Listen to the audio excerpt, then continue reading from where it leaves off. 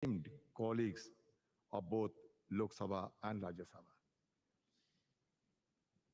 Having seized this opportunity without making any compunction, without mincing any word, I must state that I feel elevated and elated of having been stood in this podium, which had witnessed a caravan of historical episode and numerous momentous events in the midst of the galaxy of luminaries who had rigged up their brain and burned the midnight oil to frame the Constitution of India in this august house, which is called at the time Constituent Assembly. So we are proud of all of them, numbering 389 members, including 296 from British India and 93 from princely states.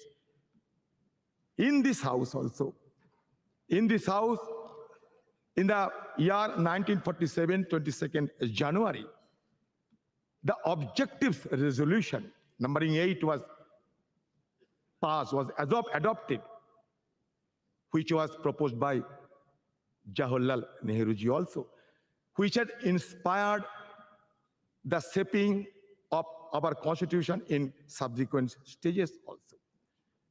So now, in this august house, all of us are well experienced and known the journey, the odyssey of our constitution. From colonial past to independent India, we have observed the transition of the destiny of this great country named after India. It is astonishing to note that those 389 members intensively discussed among them for 2 years, 11 months, and 19 days, and produced the largest constitution of the world, led by Baba Saheb Ambedkar, the father of Indian Constitution. We have been gifted with 395 articles. Also, 22 parts and 8 schedules. So naturally, the house, which is called Central Hall, it is a historic hall. It is not. It will not be known by simply its architectural splendor, but its illustrious legacy. Now I come to the point that our ability to attain developed nation status by 2047 hinges on the active involvement of our citizens and the unwavering dedication of their representatives. The groundwork laid in the formative years of our nationhood and also the subsequent years has empowered us significantly. However, we are confronted with intricate challenges that require immediate attention and resolution as we progress towards this objective.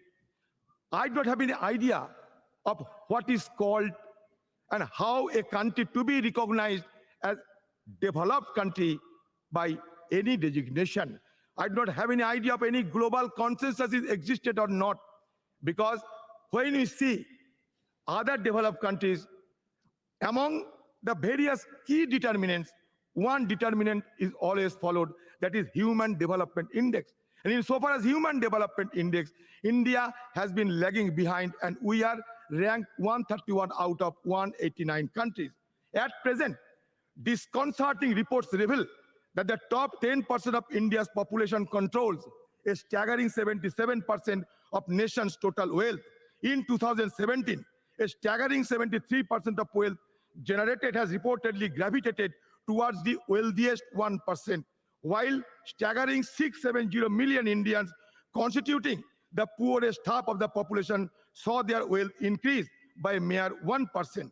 This stark disparity presents a crucial challenge in ensuring that millions of people living below the poverty line have access to fundamental necessities like food, shelter, and healthcare, a prerequisite for advancing towards developed nation status.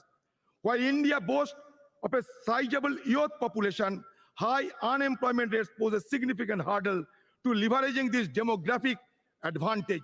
Addressing this challenge is paramount, necessitating a concerted focus on job creation and the encouragement of entrepreneurship. It is essential to enable India's youthful population to contribute substantially to the country's economic growth and development. Despite India being the world's fifth largest economy, our per capita GDP falls far behind that of developed nations. Tackling this economic growth challenge requires pro-growth government policies, maintaining low inflation, reducing interest rates, alleviating unemployment, fostering a skilled workforce, bolstering purchasing power, stimulating demand, and enhancing the healthcare and education sector. India must prioritize the development of a globally competitive, labor-intensive manufacturing sector capable of generating significant employment opportunities. In sum, addressing the pressing issue of high youth unemployment is a pivotal step for India's march toward developed nation status by 2047. I am impatient. I do not want to wait till 2047. Why not before 2047? To realize the vision of becoming developed nation, India must pursue a growth trajectory that is both comprehensive and sustainable. Economic growth must be all-inclusive, benefiting every citizen. An overarching focus on human development, encompassing access to healthcare, education, and essential services must be implemented holistically. The challenge of transforming India into a developed nation by 2047 are substantial, encompassing poverty, infrastructure deficit, and environmental sustainability. By implementing a holistic strategy that encompasses infrastructure development, attraction of investment, enhancement of education, promotion of innovation, social welfare, environmental conservation, paying emphasis on manufacturing and integration of technology, India can pave the way for its emergence as a developed nation. It is only with unwavering determination, collective commitment, that the country can realize this visionary goal and unlock its potential on the global stage. I will conclude by saying that धरती सिखाते हमने सबको बोझ उठाना, गगन सिखाते हमने ऊपर उठते जाना, सूरज की लाली से सीखा जग आलोकित करना, चंदा की किरणों से सीखा सबको पीड़ा हरना, पर्वत ने सिखाए हमने दृढ़ संकल्प बनाना, नदी सिखाए हमने आगे बढ़ते जाना, सागर की लहरों ने सीखा दुख सुख सहे जाना, और तूफान ये सिखलाते हैं आफत में ना घबराना और आफत से टकराना.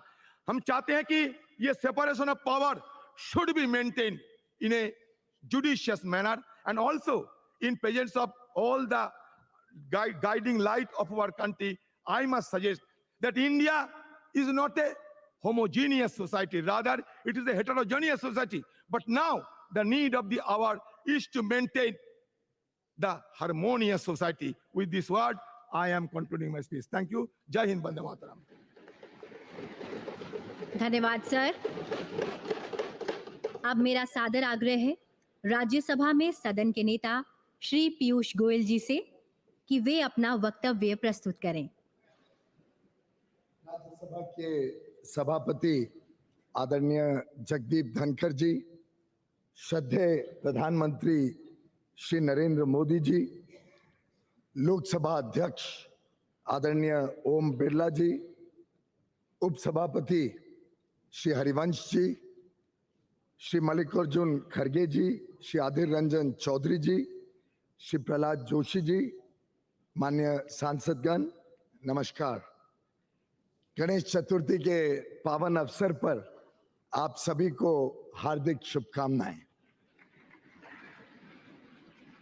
विघ्नहर्ता गणपति बाप्पा सभी को सुख एवं शांति प्रदान करें और देश की प्रगति के लिए हमारे प्रयासों को सफल बनाएं।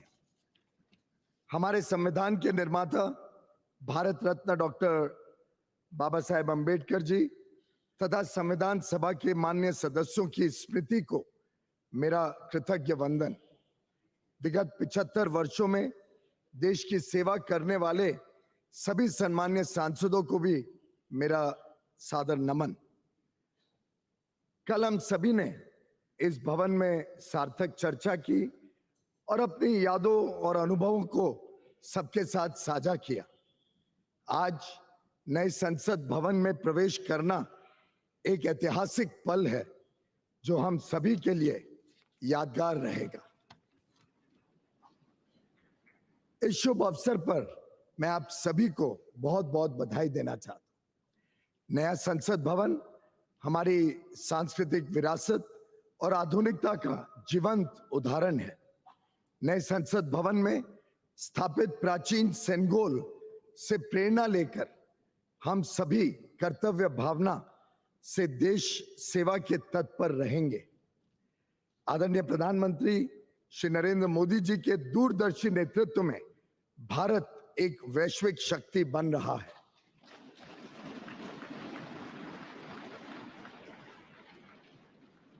नया संसद भवन अपने विशाल और सुंदर स्वरूप में एक नए विश्वास से भरे आत्मनिर्भर भारत का पहचान बनेगा। पार्लियामेंट हमेशा से एकता का प्रतीक रहा है। यह हमारे संविधान के मूल्यों की सुरक्षा करता है जो विभिन्न भाषाओं, संस्कृतियों और परंपराओं के बावजूद हमें एक राष्ट्र के रूप में बांधने का काम करता है। यहाँ अनुभव का ज्ञान और युवाओं की ऊर्जा मिलकर 140 करोड़ देशवासियों के उज्जवल भविष्य को आकार देने का काम करते रहेगी। और मैं समझता हूं आज का दिन एक सकारात्मक सोच के साथ आगे बढ़ने का है। कई सारे विषय रहे, आजादी के बाद कई सारे चुनौतियां रही। शायद कई सारी चुनौतियां समय पे अगर समाधान कर दिया होता तो और जल्दी 2047 के पहले भी देश विकसित बन जाता। पर हमारे पास जो वर्ष मिले, जो काम करने का देश ने सेवा करने का मौका दिया, उसमें जो अभूतपूर्व प्रगति देश ने देखी है, मैं समझता हूं इसको आगे लेकर इस देश को नई ऊंचाइयों तक माननीय प्रधानमंत्री नरेंद्र मोदी जी के नेतृत्व में हम सब मिलकर काम करेंगे।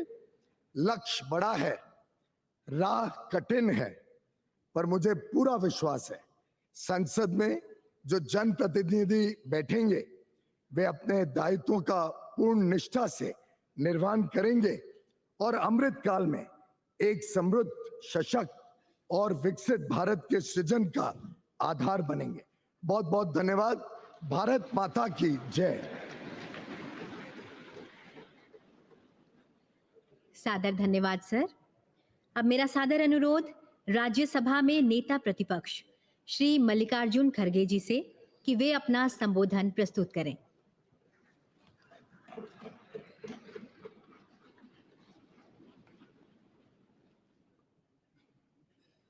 Honorable Vice President of India, Honorable Prime Minister,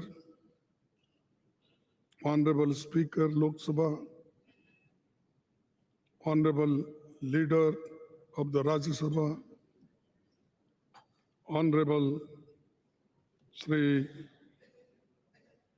Adhir Ranjan Chaudhary ji, Honorable Minister of Parliamentary Affairs, Honorable Members of Parliament, and all the respected leaders.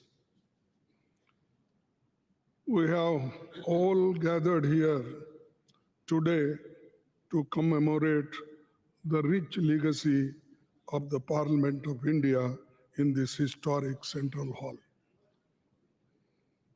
When we talk about Indian parliamentary heritage, the hallowed precinct of this Parliament House and the Central Hall, where we have gathered today, hold a very special significance. The Constitution of India is the bedrock of Indian democratic polity. It is in this very central hall that the Constituent Assembly held its sittings from 1946 to 1949, spanning a period of 2 years, 11 months, and 17 days. Today, we humbly recall the phenomenal contributions made by Dr. Rajendra Prasad, the first President of India, Pandit Jawaharlal Nehru ji, the first Prime Minister, and architect of modern India, Sardar Vallabhbhai Patel, the first Home Minister of India, and Dr. B.R. Ambedkar, architect of Indian Constitution.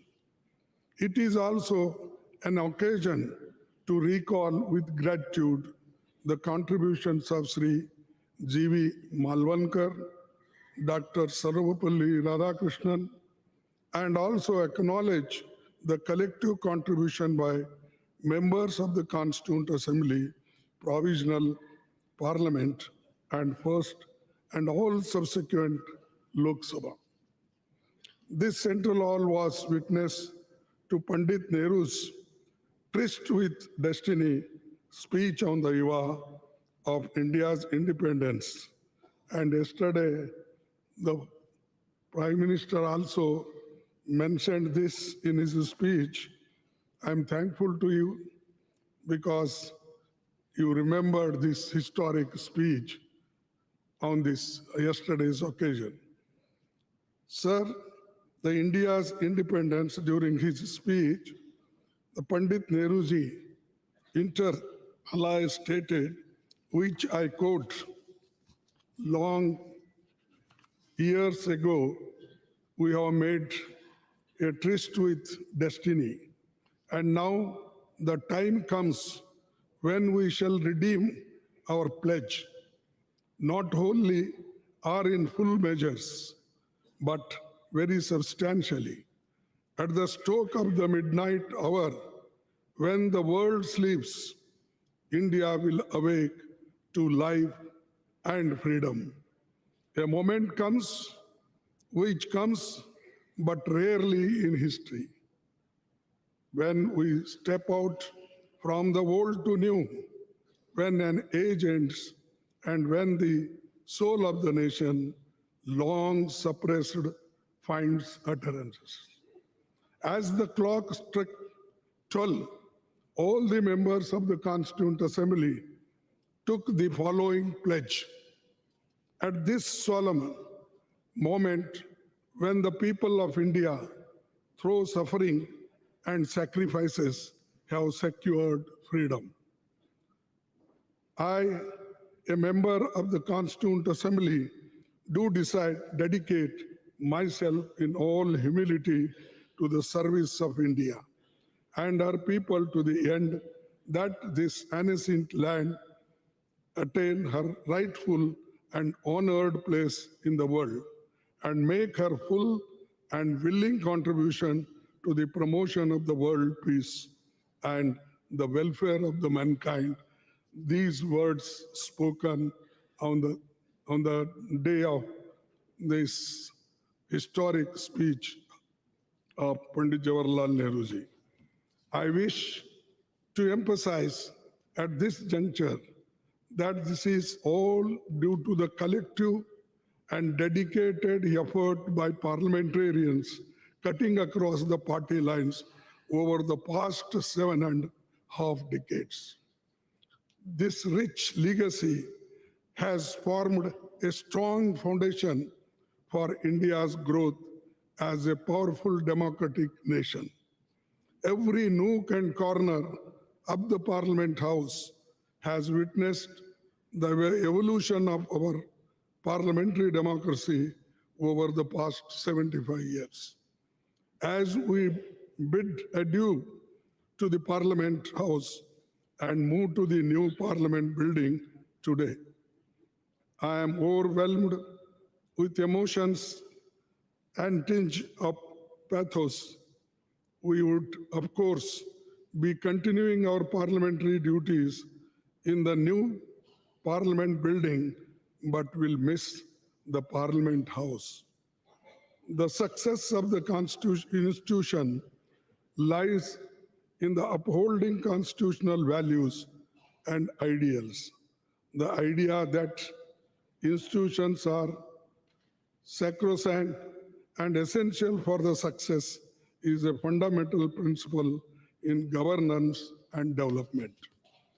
We should commit ourselves to adhere to and preserving the constitutional values and parliamentary traditions as the country moves ahead in effectively performing parliamentary duties and in our endeavors for the growth of our nation. To build this country, forgetting our parties, political parties, we should be one to build the nation, to protect the nation, to protect the Constitution, to protect the democracy. This must be our aim. With these words and one quote I will say, no man can be grateful at the cost of his honor. No woman can be grateful at the cost of her chastity. And no nation can be grateful at the cost of its liberty. So to protect our liberty, to protect our integrity, we must work all together. That is the only way to build the nation. Thank you. Jai Hind. बहुत बहुत धन्यवाद मान्यवर।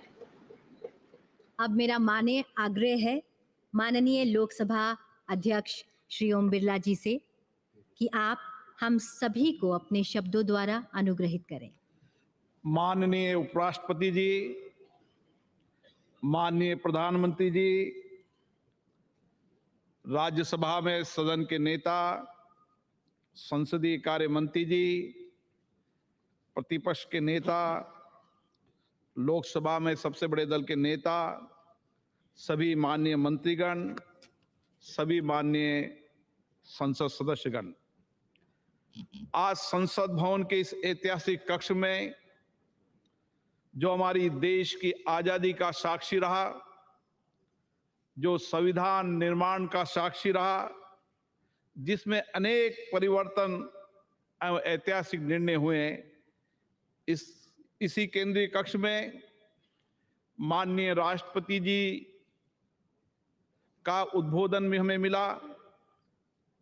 विश्व के कई राष्ट्र अध्यक्षों ने यहाँ संबोधन करते हुए हमारे लोकतंत्र के प्रति आस्था व्यक्त की और आज इस केंद्रीय कक्ष से हम सब लोग नए संसद भवन की ओर प्रवेश कर रहे हैं। ये नया संसद भवन हम सब के लिए नई आकांक्षाओं, नई अपेक्षाओं और नई उम्मीद, नई उमंग के साथ होगा, मेरी ऐसी आशा है। आज इस अवसर पर उन सब स्वतंत्रता सेनानियों को भी नमन करता हूं जिन्होंने हमारे भविष्य के लिए, हमारे कल के लिए अपना वर्तमान बलिदान कर दिया। मैं आज उन महान नेताओं को भी नमन करता हूं जिन्होंने इस केंद्रीय कक्ष में दुनिया का सबसे बड़ा संविधान निर्माण में अपना अमूल्य योगदान दिया, जिन्होंने देश में आर्थिक सामाजिक परिवर्तन लाने में अपना दायित्व निभाया। आज हम उन सभी मान्य सदस्यों को भी स्मरण कर रहे हैं, याद कर रहे हैं जो हमारे बीच में नहीं रहे, लेकिन जिन्होंने अपने संवैधानिक दायित्वों का निर्वहन करते हुए देश की प्रगति में योगदान दिया।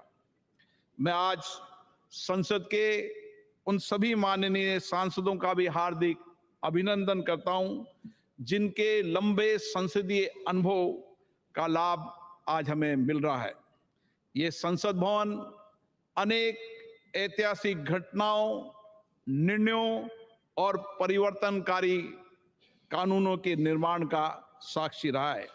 हमारी संसद कई घटनाओं का मंच रही है जिन्होंने 75 वर्षों में इस देश को एक ऐसा स्वरूप दिया है जो दुनिया में एक नई ताकत और सामर्थ्य रखता है। हमारी संसद देश की करोड़ों जनता की अभिव्यक्ति एवं भावनाओं का माध्यम रही है, जहां हमें लोकतांत्रिक संस्कृति के अनुरूप चर्चा और संवाद से अनेक चुनौतियों का समाधान निकाला है और कई श्रेष्ठतम प्रतिमान स्थापित किए हैं। इन 75 वर्ष की संसदीय लोकतंत्र की गौरवशाली यात्रा में हमने देश में कई क्रांतिकारी बदलाव भी किए। आज जनता नए भारत के लिए आकांक्षी है। आज लोगों को हमसे अपेक्षाएं बढ़ी है, आकांक्षाएं बढ़ी हैं, उम्मीद बढ़ी है। ऐसे में हमारी जिम्मेदारी और बढ़ जाती है कि हम अपने संवैधानिक दायित्वों का शुद्ध अंतर्करण से निर्वहन करें और उनकी अपेक्षाओं, आकांक्षाओं और उम्मीदों को पूरा करें और आकांक्षी भारत के सपनों को साकार करें। मान्यवर, हम सबका सौभाग्य है कि हम ऐसे कालखंड के जनप्रतिनिधि हैं जिस समय भारत हर क्षेत्र में तेजी से आगे बढ़ रहा है। हमारी लोकतांत्रिक संस्कृति और हमारा श्रेष्ठ नेतृत्व के कारण हम पूरे विश्व को एक परिवार के रूप में लेकर वैश्विक चुनौतियों का समाधान के लिए भारत एक सार्थक भूमिका निभा रहा है। आज हम नए भवन में प्रवेश कर रहे हैं। नए भवन में प्रवेश करते समय विकसित भारत बनाने की हमारी प्रतिबद्धता को हम दोहराने का अवसर भी है। हमारा संकल्प है कि हम इसी संसदीय लोकतंत्र से सामूहिक चर्चा, संवाद, सहमति, असहमति और कठिन परिश्रम से सारे देश की जन भागीदारी के साथ इन आकांक्षाओं को पूरा करेंगे। विश्व के सबसे बड़े संसदीय लोकतंत्र होने के नाते हमारी जिम्मेदारी और बढ़ जाती है। इसलिए आवश्यक है कि हमारी संसद हर एक मुद्दे पर चर्चा करे, सार्थक सकारात्मक दिशा दे, कानून बनाते समय सारगर्भित चर्चा हो, सकारात्मक के साथ चर्चा हो, ताकि हम देश को और अधिक समर्थ एवं समर्थ बना सकें। और इसमें हमारी संसद की उल्लेखनीय भूमिका होनी चाहिए। आजादी के इस अमृत काल में हम 2047 तक विकसित भारत के निर्माण के लक्ष्य को लेकर चल रहे हैं। विकसित भारत बनाने का ये लक्ष्य हमारी संसद के माध्यम से साकार होगा। हम ऐसे संकल्प की प्रतिबद्धता के साथ नए भवन में प्रवेश करेंगे जहां हमारी भागीदारी भी होगी, जनता की अपेक्षाएं भी पूरी होगी और नए आकांक्षी भारत और 2047 में विकसित भारत के सपने को भी पूरा पकाएंगे। आज गणेश चतुर्थी के शुभ दिन, ऐसे शुभ दिन पर अच्छी परंपराएं, अच्छी परिपाटियां, अच्छी प्रथाएं, अच्छे अनुभव हम साथ लेकर जाएं और नए संसद भवन में उनको स्थापित करें, ताकि विश्व के लिए भारत का लोकतंत्र मार्गदर्शक बन सके।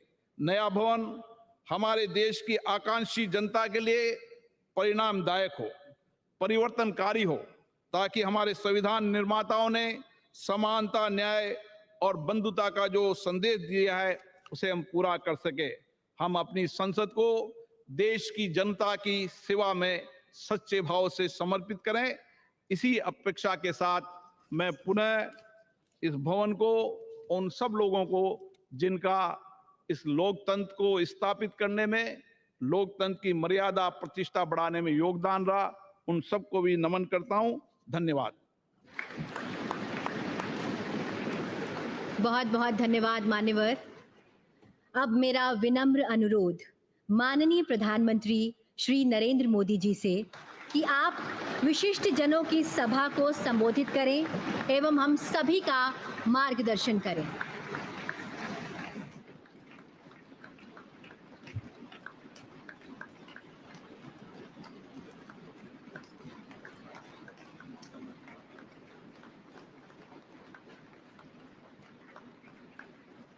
आदरणीय उपराष्ट्रपति जी,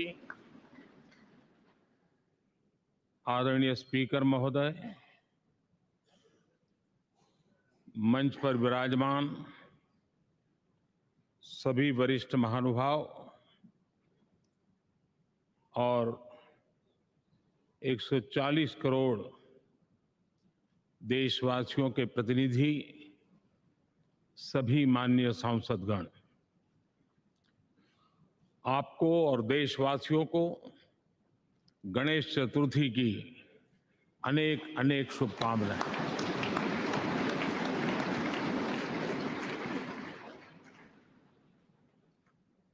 आज नए संसद भवन में हम सब मिलकर के नए भविष्य का श्री गणेश करने जा रहे हैं।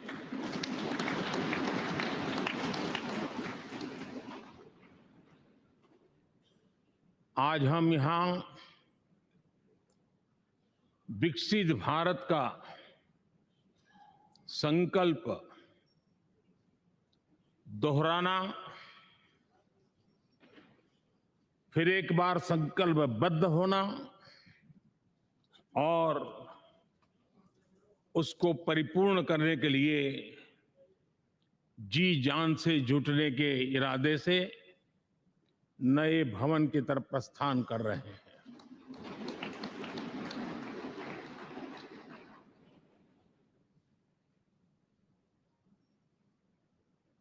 सम्माननीय सभागृह, ये भवन और उसमें भी ये सेंट्रल हॉल एक प्रकार से हमारी भावनाओं से भरा हुआ है। हमें भावुक भी करता है और हमें हमारे कर्तव्य के लिए प्रेरित भी करता है। आजादी के पूर्व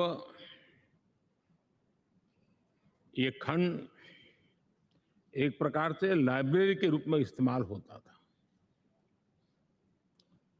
लेकिन बाद में संविधान सभा की बैठक यहां शुरू हुई और उन संविधान सभा की बैठकों के द्वारा गहन चर्चा विचारणा कर करके हमारा संविधान यहीं पर आकार लिया। यहीं पर 1947 में अंग्रेजी हुकूमत ने सत्ता हस्तांतरण किया, उस प्रक्रिया का भी साक्षी हमारा ये सेंट्रल हॉल है। इसी सेंट्रल हॉल में भारत के तिरंगे को अपनाया गया, हमारे राष्ट्रगान को अपनाया गया और ऐतिहासिक अवसरों पर आजादी के बाद भी सभी सरकारों के दरमियान अनेक अवसर आए जब दोनों सदनों ने मिलकर के यहाँ पर भारत के भाग्य को गढ़ने के पर विचार किया, सहमति बनाई और निर्णय भी किए। 1952 के बाद दुनिया के करीब 41 राष्ट्राध्यक्षों ने इस सेंट्रल हॉल में हमारे सभी माननीय सांसदों को संबोधित किया है।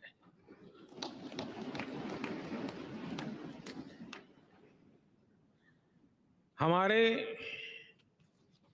राष्ट्रपति महोदयों के द्वारा 86 बार यहां संबोधन किया गया है।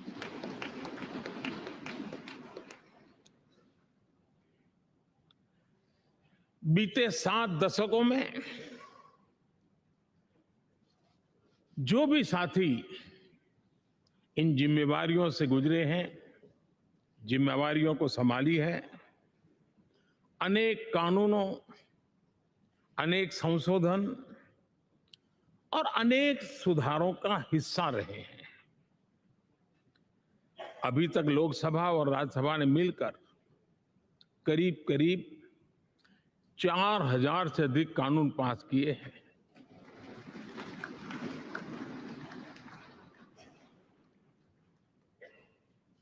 और कभी जरूरत पड़ी तो ज्वाइंट सेशन के माध्यम से भी कानून पारित करने की दिशा में रणनीति बनानी पड़ी और उसके तहत भी दहेज रोकथाम कानून हो, बैंकिंग सर्विस कमीशन बिल हो, आतंक से लड़ने के लिए कानून हो, ये संयुक्त सत्र में पास किए गए हैं, इसी गृह में पास किए गए। इसी संसद में मुस्लिम बहन बेटियों को न्याय की जो प्रतीक्षा थी, शाहबानो केस के कारण कुछ गाड़ी उल्टी पार्टी पर चढ़ गई थी। इसी सदन ने हमारी उस गलतियों को ठीक किया और 3 तलाक विरुद्ध कानून हम सब ने मिलकर के पारित किया। संसद ने बीते वर्षों में ट्रांसजेंडर को न्याय देने वाले कानूनों का भी निर्माण किया। इसके माध्यम से हम ट्रांसजेंडर के प्रति सद्भाव और सम्मान के भाव के साथ उनको नौकरी, शिक्षा, स्वास्थ्य, बाकी जो सुविधाएं हैं, एक गरिमा के साथ प्राप्त कर सके, इसकी दिशा में हम आगे बढ़े। हम सभी ने मिलकर हमारे दिव्यांग जनों के लिए भी उनकी जरूरतों को देखते हुए, उनके एस्पिरेशंस को देखते हुए ऐसे कानूनों का निर्माण किया जो उनके लिए उज्जवल भविष्य की गारंटी बन रहे हैं। आर्टिकल 370 हटाने से लेकर वो विषय ऐसा रहा जो शायद ही कोई दशक ऐसा होगा कि चर्चा न हुई हो, चिंता न हुई हो और मांग न हुई हो। आक्रोश भी व्यक्त हुआ, सभागृह में भी हुआ, सभागृह के बाहर भी हुआ। लेकिन हम सबका सौभाग्य है कि हमें सदन में आर्टिकल 370 से मुक्ति पाने का, अलगाववाद, आतंकवाद के खिलाफ लड़ाई लड़ने का एक बड़ा महत्वपूर्ण कदम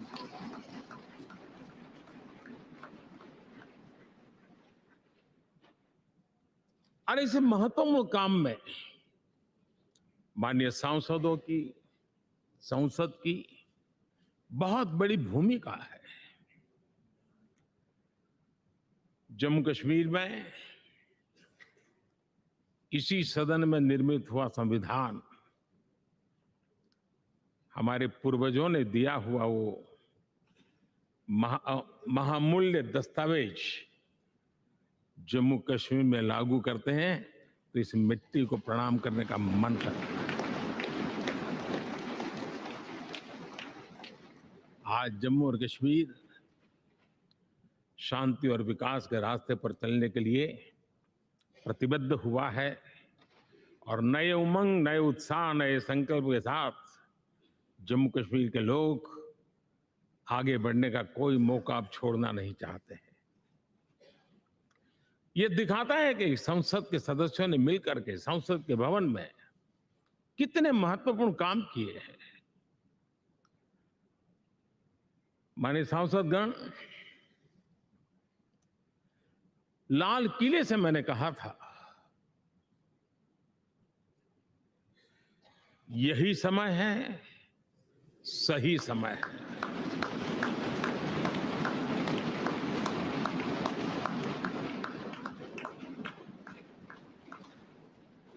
एक के बाद एक घटनाओं की तरफ हम नजर करेंगे। हर घटना इस बात का गवाह दे रही है कि आज भारत एक नई चेतना के साथ पुनर्जागृत हो चुका है।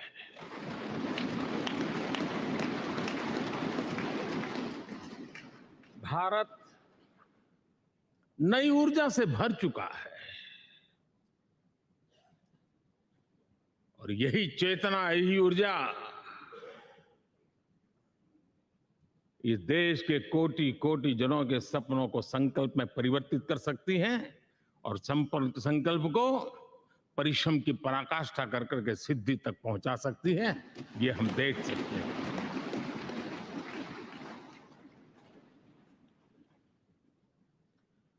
और मेरा विश्वास है,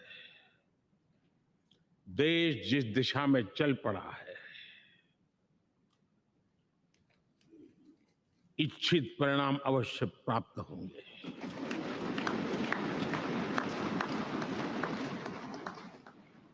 हम गति जितनी तेज करेंगे, परिणाम उतने जल्दी मिलेंगे।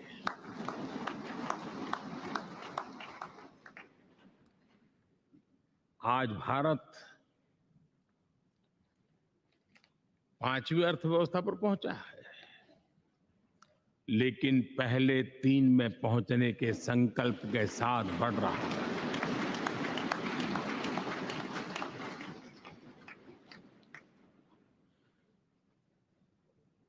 और मैं जिस स्थान पर बैठा हूं, जो जानकारियां प्राप्त होती है, उसके आधार पर विश्व के गणमान्य लोगों से बातचीत करता हूं, उसके आधार पर मैं बड़े विश्वास से कह रहा हूं, हम में से कुछ लोगों की निराशा हो सकती है, लेकिन दुनिया आश्वस्त है कि भारत टॉप 3 में पहुंच के रहेगा।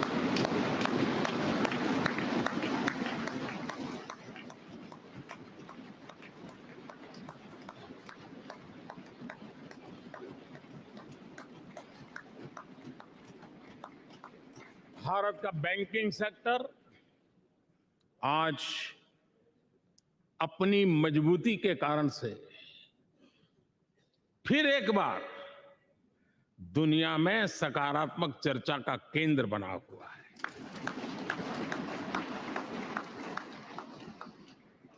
भारत का गवर्नेंस का मॉडल, यूपीआई, डिजिटल स्टैक, मैं इस G20 में भी देख रहा था, मैंने बाली में भी देखा। टेक्नोलॉजी की दुनिया को लेकर के भारत का नौजवान जिस प्रकार से आगे बढ़ रहा है, पूरे विश्व के लिए कौतुक भी है, आकर्षण भी है और स्वीकृति भी है।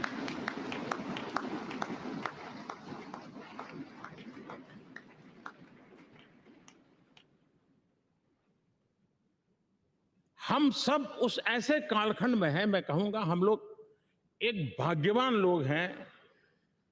ऐसी भाग्यवान समय में हमें कुछ दायित्व निभाने का अवसर आया है और हमारा सबसे बड़ा भाग्य है कि आज इंडियन एस्पिरेशंस उस ऊंचाई पर हैं जो शायद पिछले 1000 साल में नहीं रहे होंगे।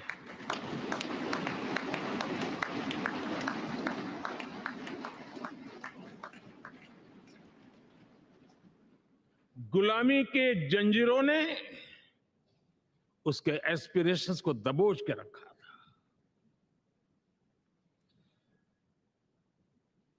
उसकी भावनाओं को तहस नहस कर दिया था।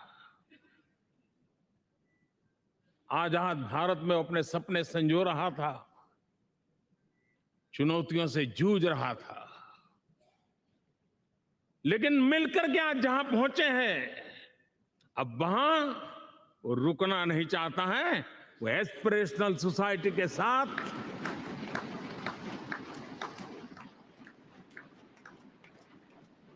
नए लक्ष्य गढ़ना चाहता है।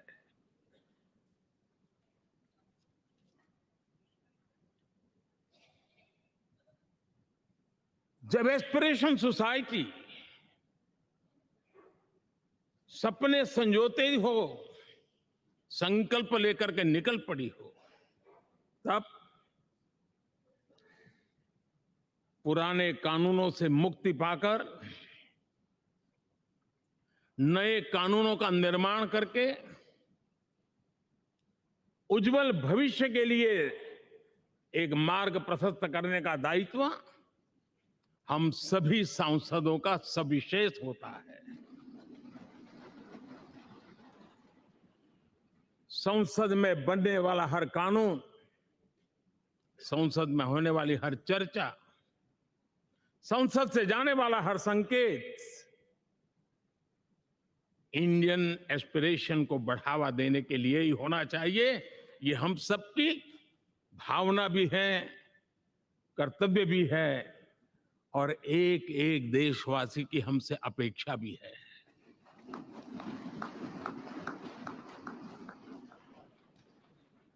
हम जो भी रिफॉर्म करें उसके मूल में इंडियन एस्पिरेशन सबसे सर्वोच्च पद पर होना चाहिए, प्राथमिकता पर होना चाहिए।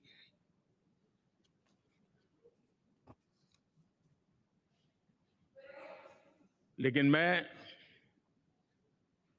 बहुत सोच समझ करके कहना चाहता हूं,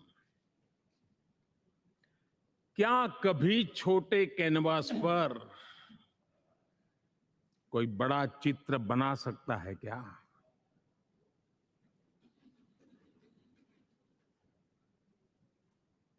जैसे छोटे कैनवास पर बड़ा चित्र नहीं बन सकता, वैसे हम भी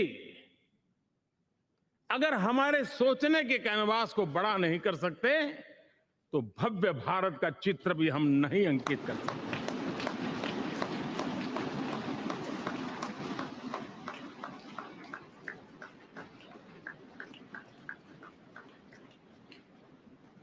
पचहत्तर साल का हमारे पास अनुभव है। हमारे पूर्वजों ने जो कुछ भी रास्ते बनाए उससे हमने सीखा है। हमारे पास एक बहुत बड़ी विरासत है। इस विरासत के साथ अगर हमारे सपने, हमारे संकल्प जुड़ जाए, हमारा सोचने का दायरा बदल जाए, हमारा कैनवास बड़ा हो जाए, तो हम भी उस भव्य भारत के चित्र को अंकित कर सकते हैं, उस तस्वीर का खाका खींच सकते हैं, उसमें रंग भरने का काम हम भी कर सकते हैं और आने वाली पीढ़ी को वो भव्य दिव्य मां भारती के हम उनको सुपुर्द कर सकते हैं। दोस्तों, अमृतकाल के 25 वर्षों में भारत को अब बड़े कैनवास पर काम करना ही होगा। अब हमारे लिए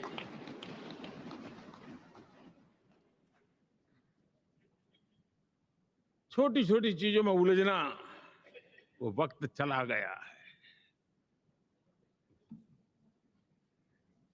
हमें आत्मनिर्भर भारत बनाने के लक्ष्य को सबसे पहले परिपूर्ण करना चाहिए और हमसे शुरुआत होती है, हर नागरिक से शुरुआत होती है। और आज दुनिया में भी एक समय ऐसा था कि लोग मुझे कहते थे, हमारे बड़े बड़े बुद्धिजीवी और अर्थशास्त्री लिखते थे कि मोदी आत्मनिर्भर की बात करता है तो मल्टीलेटरलिज्म के सामने चुनौती तो बन नहीं जाएगा, ग्लोबल इकोनॉमी के जमाने में ठीक तो नहीं होगा। लेकिन 5 साल के भीतर भीतर देखा, दुनिया भारत के आत्मनिर्भर मॉडल की चर्चा करने लग गई है।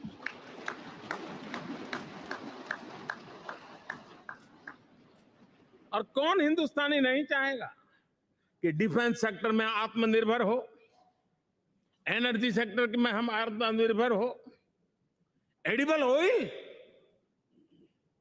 क्या इस देश को आत्मनिर्भर नहीं होना चाहिए? कृषि प्रधान देश हम कहते हैं, खाने का तेल क्या देश बाहर से लाएगा? बहुत समय की मांग है कि हमें आत्मनिर्भर भारत को संकल्प को पूरा करना ये हम सबका दायित्व है। उसमें दल आड़े नहीं आते हैं, सिर्फ दिल चाहिए, देश के लिए चाहिए।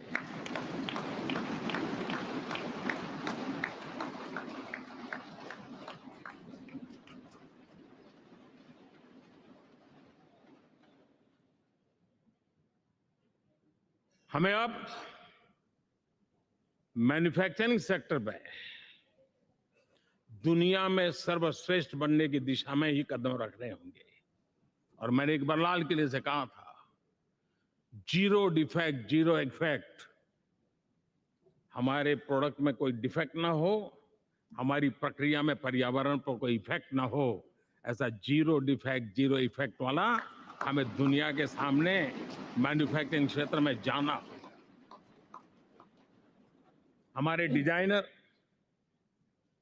हमारे यहां निर्माण हो रही डिजाइन्स, हमारे सॉफ्टवेयर, हमारे एग्रीकल्चर प्रोडक्ट्स, हमारे हस्तशिल्प, हर क्षेत्र में अब हमें वैश्विक मापदंडों को पार करने के इरादे से ही चलना चाहिए, तब जाकर के विश्व के अंदर हम अपना झंडा फहरा सकते हैं। मेरे गांव में मेरा सबसे अच्छा माल हो, इतनी बात नहीं चलेगी। मेरे राज्य में मेरा सबसे अच्छा प्रोडक्ट नहीं चलेगा, मेरे देश में मेरा सबसे अच्छा प्रोडक्ट नहीं चलेगा, दुनिया में मेरा प्रोडक्ट सबसे अच्छा होगा।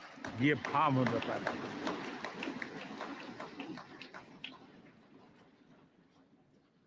हमारी यूनिवर्सिटी दुनिया के अंदर टॉप रैंकिंग में आए, अभी इसमें हमें पीछे नहीं रहना है।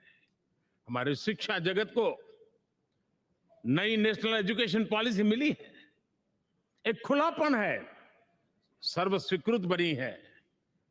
उसके सहारे अब हमें चल पड़ना है।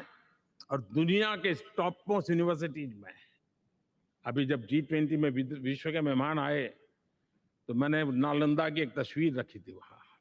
और जब मैं दुनिया को कहता था 1500 साल पहले मेरे देश में दुनिया की उत्तम से उत्तम यूनिवर्सिटी हुआ करती थी, तो उन सुनते ही रह जाते थे। लेकिन हमें उसे प्रेरणा लेनी है, पर प्राप्त तो अभी करके रहना है। ये हमारा संकल्प होना चाहिए। आज हमारे देश का नौजवान खेल जगत के अंदर दुनिया में हमारी पहचान बना रहा है। टियर 2 टियर 3 सिटी से, गांव, गरीब परिवारों से, गांव से देश के नौजवान, देश की बेटे बेटियां आज खेलकूद के जगत जीवन में हमारा नाम रोशन कर रही है। लेकिन देश चाहता है और देश का संकल्प होना चाहिए कि अब खेलकूद के हर पोडियम पे हमारा तिरंगा भी लहराता होगा।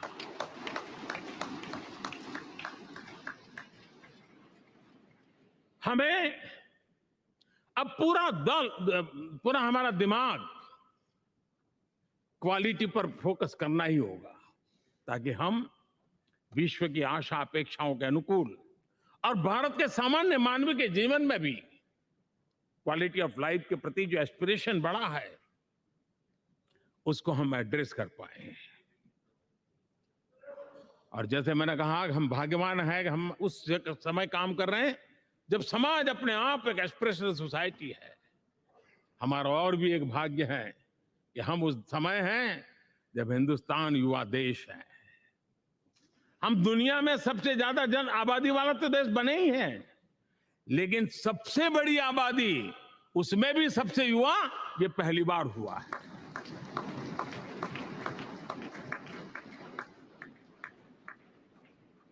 जिस देश के पास ये युवा शक्ति हो, युवा सामर्थ्य हो, तब हमें उसकी टैलेंट पे भरोसा है, हमें उसकी संकल्प शक्ति पे भरोसा है, उसकी साहस में हमें भरोसा है।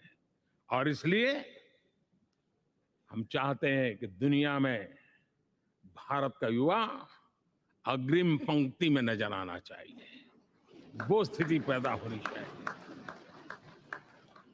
आज पूरी दुनिया को स्किल मैन पावर की बहुत बड़ी जरूरत है।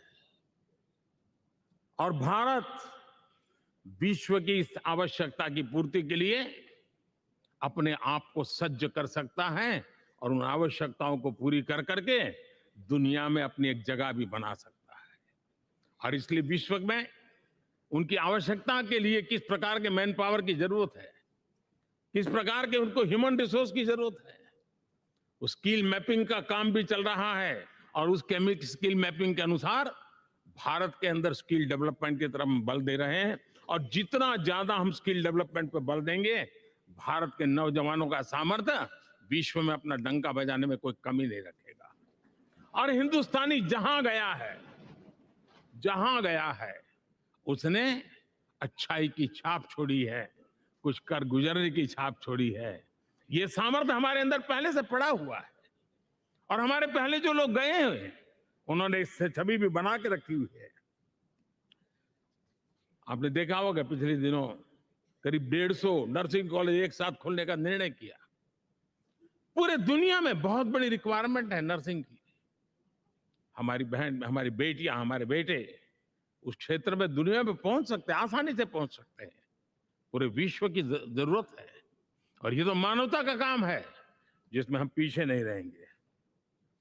आज मेडिकल कॉलेजेस का इतना व्यापक रूप से निर्माण देश की आवश्यकता तो पूरी करनी ही करनी है, दुनिया की आवश्यकताओं में भी योगदान दे सकते हैं।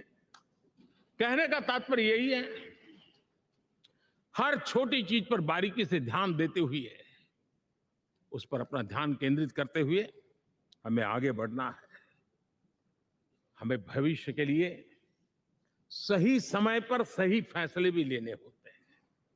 हम फैसलों को टाल नहीं सकते हैं। हम राजनीतिक लाभ नुकसान के गणा भाग के अंदर अपने आप को बंधित नहीं बना सकते हैं। हमें तो देश के एस्पिरेशन के लिए हिम्मत के साथ नए निर्णय करने होते हैं। आज सोलर पावर के सफल मूवमेंट्स हमारी भावी पीढ़ी के लिए एनर्जी क्राइसिस से मुक्ति की गारंटी दे रहा है। आज मिशन हाइड्रोजन आने वाले दिनों में जो एनवायरमेंट की चिंता है, जो टेक्नोलॉजी में बदलाव आ रहा है, उसके समाधान का रास्ता देने का सामर्थ्य रखती है। आज हमारा सेमीकंडक्टर जिस प्रकार से जीवन चलाने में हमारे हृदय की जरूरत रहती है, वैसे ही आज हमारी टेक्नोलॉजी चिप्स के बिना चल नहीं सकती और सेमीकंडक्टर उसके लिए बहुत अनिवार्य है। उस दिशा में हम आगे जाकर के इलेक्ट्रॉनिक मैन्युफैक्चरिंग में कोई रुकावट ना आए और जीवन कहीं अटक न जाए, उसलिए एक बहुत बड़ी मात्रा में हम काम कर रहे हैं। जल जीवन मिशन, हर जिले में 75 अमृत सरोवर, हमारी भावी पीढ़ी को, हमारे बच्चे उनको कभी पानी के बिना तरसना न पड़े, इसकी चिंता हम आज कर रहे हैं। विश्व के बाजार में हमारा हर व्यापार कारोबार पहुंचे, कॉम्पिटिटिव ताकत के साथ खड़ा रहे, लॉजिस्टिक सिस्टम को और अधिक कम खर्च वाला बनाना, एफिशिएंट बनाना, उस दिशा में हम बहुत नीतियां लेकर के चल रहे हैं। आज समय की मांग है कि भारत का एक ऐसा भारत का हम निर्माण करें। नॉलेज, इनोवेशन, ये समय की मांग है और दुनिया में हमें अग्रिम पंक्ति में जाने का ये रास्ता भी है। और इसलिए पिछले हमने समय नेशनल एजुकेशन पॉलिसी के साथ साथ टेक्नोलॉजी के बढ़ावे के लिए हमने रिसर्च और इनोवेशन का एक कानून भी पारित किया है, ताकि हमारे देश के नौजवानों को इस इनोवेशन के और चंद्रयान 3 की सफलता के बाद देश के नौजवानों के मन में विज्ञान की तरफ आकर्षण बढ़ रहा है। हमें मौका गंवाना नहीं है। हमारी युवा पीढ़ी को हमने रिसर्च और इनोवेशन के लिए पूरे अवसर देने हैं और इस इकोसिस्टम को बनाने के लिए हमने एक उज्जवल भविष्य के निर्माण की नींव रखी है। आदरणीय बंधुगण, सामाजिक न्याय ये हमारी पहली शर्त है। बिना सामाजिक न्याय, बिना संतुलन, बिना समभाव, बिना समत्व हम इच्छित परिणामों को घर के भीतर प्राप्त नहीं कर सकते। लेकिन सामाजिक न्याय की चर्चा बहुत सीमित बन के रह गई। हमें उसको व्यापक रूप में देखना होगा। हम किसी गरीब को कोई सुविधा दें, किसी समाज में दबे कुचले व्यक्ति को कोई सुविधा दें, वो तो सामाजिक न्याय की एक प्रक्रिया है। लेकिन उसके घर तक पक्की सड़क बन जाए ना, वो भी सामाजिक न्याय के लिए उसको मजबूती देती है। उसके घर के नजदीक में बच्चों के लिए अगर स्कूल खुल जाए तो वो भी उसको सामाजिक न्याय की मजबूती देती है। उसको बिना खर्च अगर आरोग्य में समय की जरूरत पड़े वो मिले, तब जाकर के सामाजिक न्याय की मजबूती मिलती है। और इसलिए जिस प्रकार से समाज व्यवस्था में सामाजिक न्याय जरूरत है, वैसा ही राष्ट्र व्यवस्था में सामाजिक न्याय की आवश्यकता है। अब देश का कोई हिस्सा पीछे रह जाए, अविकसित रह जाए, ये भी सामाजिक न्याय के खिलाफ है। दुर्भाग्य से देश का पूर्वी इलाका, भारत का पूर्वी भाग जो समृद्धि से भरा हुआ है, लेकिन वहां के नौजवानों को रोजगार के लिए दूसरे इलाके में जाना पड़ रहा है। ये स्थिति हमें बदलनी है। हमारे देश के उस पूर्वी भाग को, इलाका को समृद्ध बना करके सामाजिक न्याय की मजबूती भी हमने देनी है। असंतुलित विकास, शरीर कितना भी स्वस्थ क्यों न हो, लेकिन एक उंगली को भी अगर लकवा मार गया है तो शरीर स्वस्थ नहीं माना जाता है। भारत कितना ही समृद्ध हो, लेकिन कोई अंग उसका दुर्बल रह जाए तो भारत समृद्धि में पीछे है, मानना पड़ेगा। और इसलिए हम सर्वांगीण विकास के पक्ष में, सामाजिक न्याय की उस ऊंचाई को प्राप्त करने के पक्ष में, दिशा में हमें आगे बढ़ना है। चाहे पूर्वी भारत हो, चाहे नॉर्थ ईस्ट हो, हमें उन चीजों को प्राप्त करना। और उसीलिए जो रणनीति कितनी सफल हुई है, 100 एस्पिरेशनल डिस्ट्रिक्ट पर विशेष काम किया, नौजवान अफसरों को लगाया गया, एक स्ट्रेटेजी बनाई गई। आज दुनिया उस मॉडल की चर्चा कर रही है। और आज 100 डिस्ट्रिक्ट, देश के कोने कोने में जो पीछे माने जाते थे, उसको बोझ मान लिया गया था। आज स्थिति ये बनी है कि 100 डिस्ट्रिक्ट अपने अपने राज्य में लीड कर रहे हैं, राज्य की एवरेज से भी ऊपर जा रहे हैं।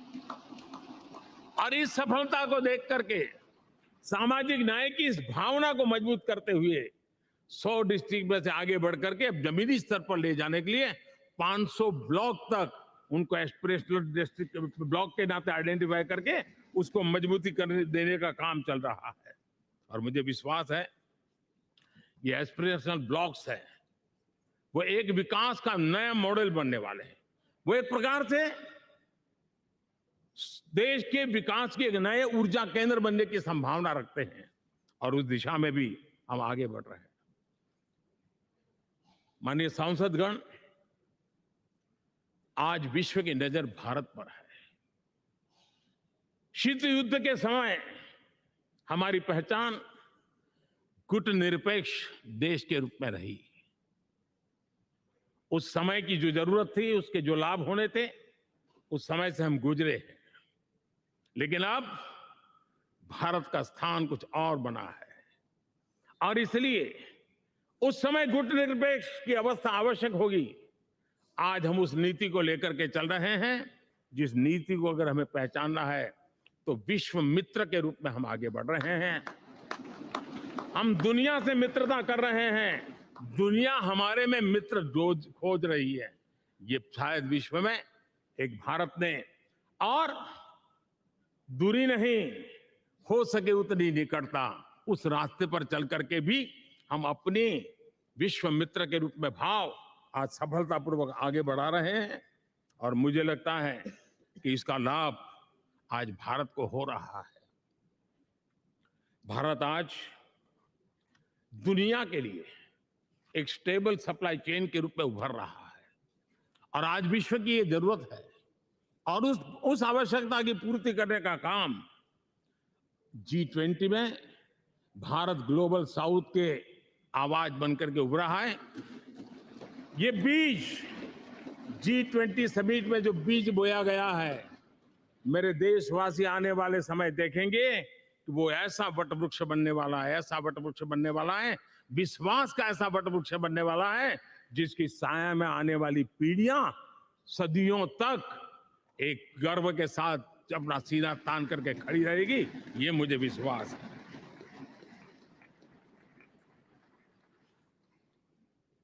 इस G20 में एक बहुत बड़ा काम हमने किया है, बायोफ्यूल अलायंस का। हम विश्व के नेतृत्व करते रहे, दिशा दे रहे हैं, और विश्व को बायोफ्यूल अलायंस में दुनिया के सभी देश देखते ही देखते उसकी सदस्यता ले रहे थे, और एक बहुत बड़ा आंदोलन खड़ा होने जा रहा है, और जिसका नेतृत्व ये हमारा भारत कर रहा है।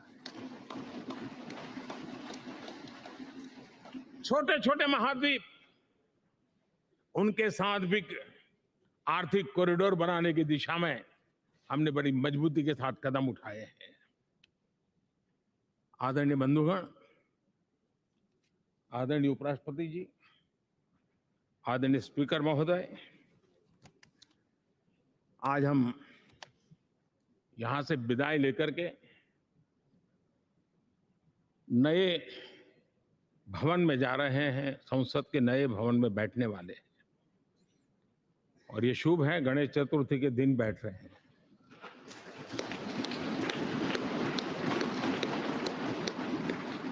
लेकिन मैं आप दोनों महानुभावों को एक प्रार्थना कर रहा हूं, एक विचार आपके सामने रख रहा हूं। मैं आशा करता हूं कि आप दोनों मिलकर के उस विचार पर जहां भी जरूरत पड़े मंथन करके कुछ निर्णय अवश्य कीजिए। और मेरी प्रार्थना है, मेरा सुझाव है कि अब हम जब नए सदन में जा रहे हैं, तब इसकी गरिमा कभी भी कम नहीं होनी चाहिए।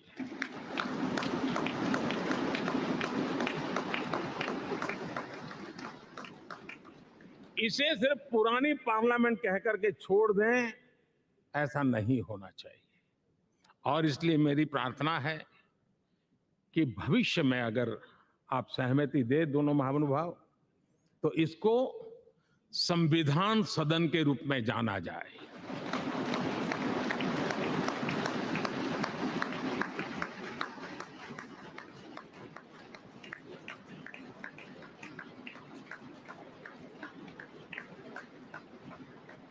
ताकि ये हमेशा हमारे रक्षा के लिए हमारी जीवन प्रेरणा बनी रहेगी। और जब संविधान सदन कहेंगे, तब उन महापुरुषों का याद भी उसके साथ जुड़ जाएगी जो कभी संविधान सभा में यहाँ बैठा करते थे, गणमान्य महापुरुष बैठा करते थे।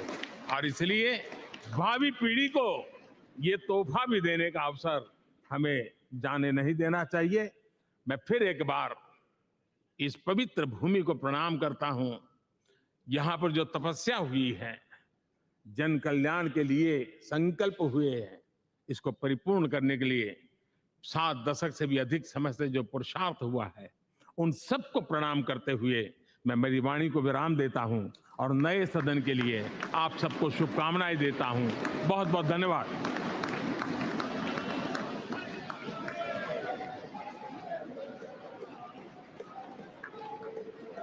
बहुत बहुत धन्यवाद मान्यवर। अब मेरा विनम्र निवेदन माननीय उपराष्ट्रपति जी एवं राज्यसभा सभापति श्री जगदीप धनखड़ जी से कि आप हम सभी का मार्ग प्रशस्त करें।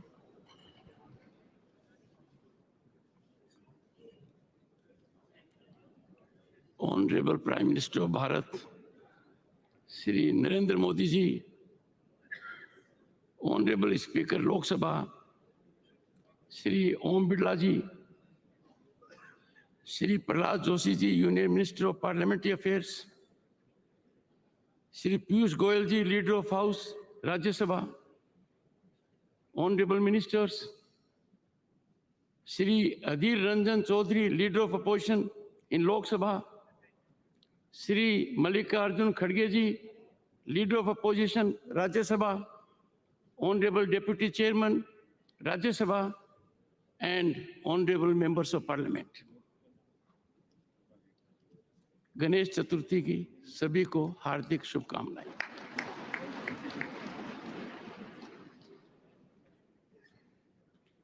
माननीय प्रधानमंत्री जी ने अचानक होमवर्क दे दिया और प्रधानमंत्री जी के बाद बोलना अपने आप में बहुत बड़ी चुनौती है।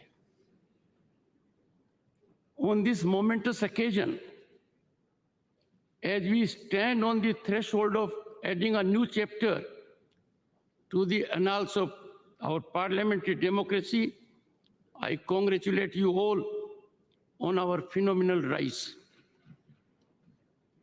We all are indeed privileged to be witnessing this history in the making as we bid adieu to this magnificent parliament building which houses both the chambers of our parliament and this imposing central hall and move to the new one.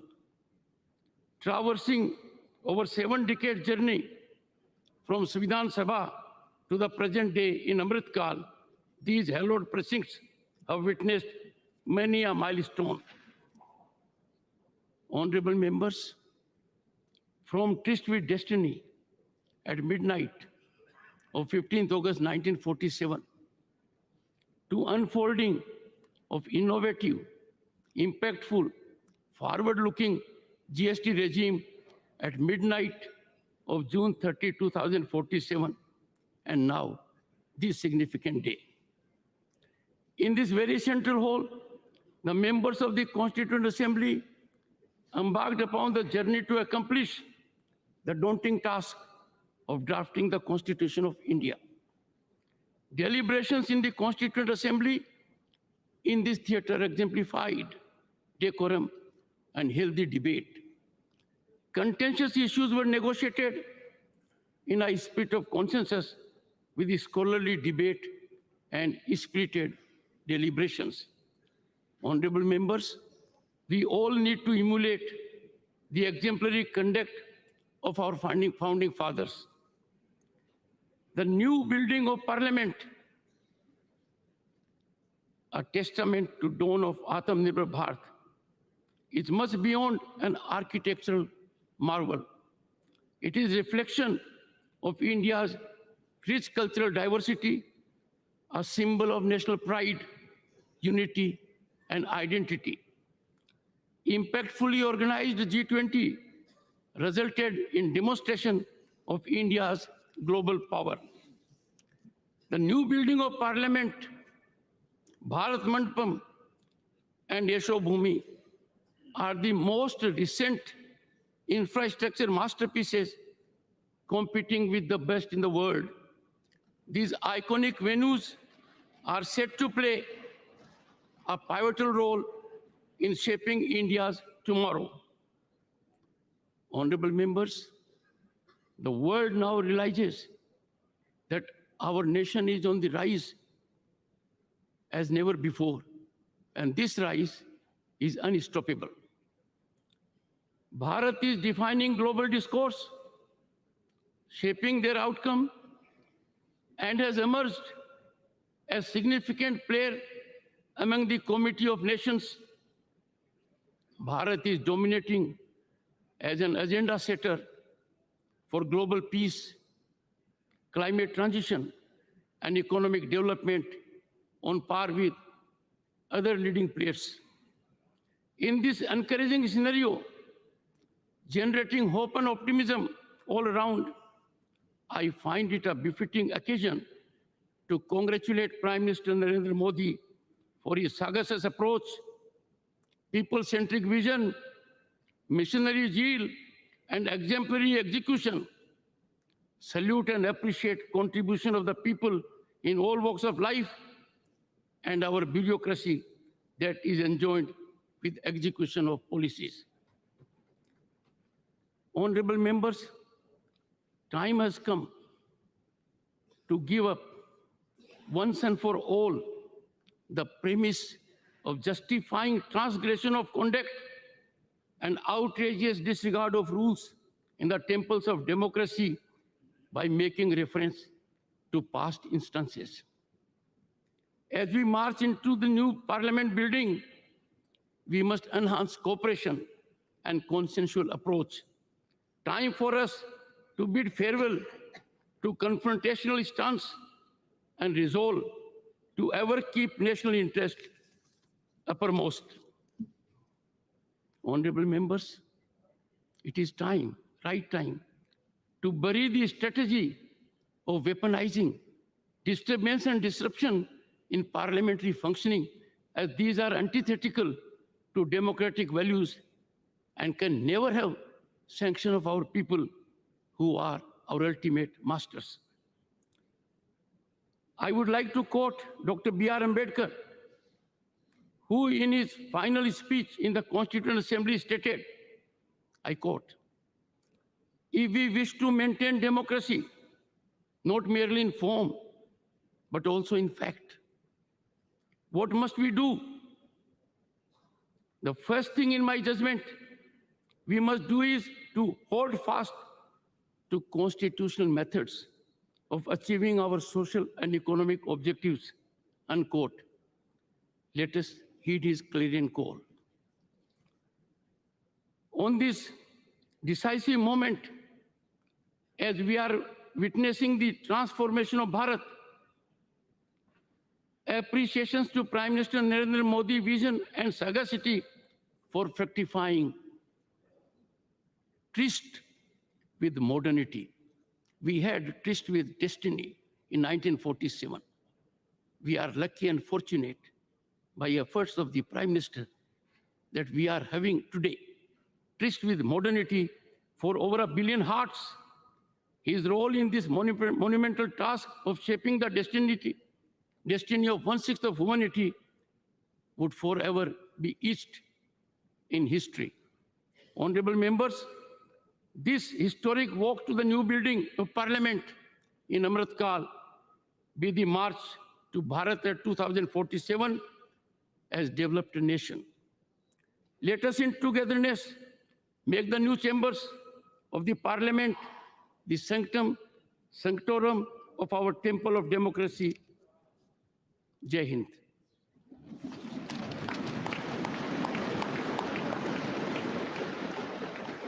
सादर धन्यवाद मान्यवर।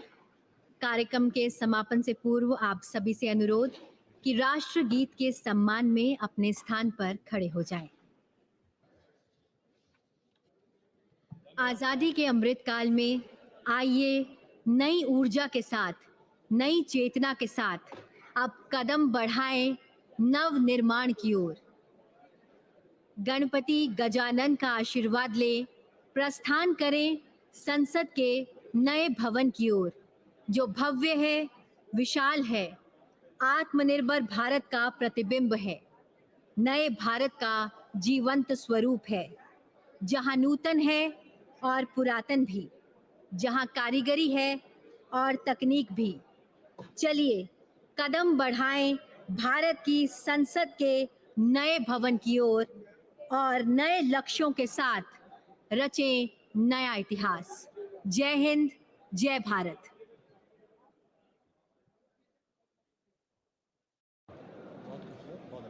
Have it.